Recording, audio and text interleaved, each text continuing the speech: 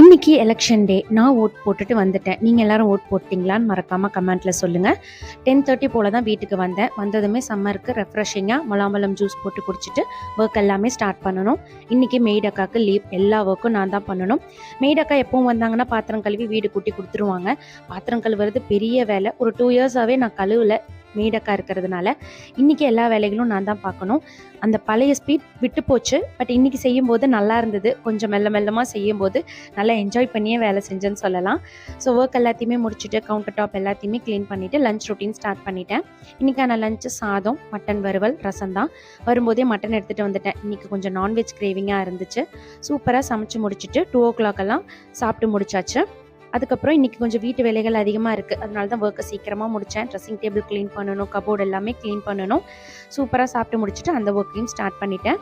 Next ஒரு சூப்பரான வீடியோவில் நான் உங்களை மீட் பண்ணுறேன். தேங்க்ஸ் ஃபார் வாட்சிங்.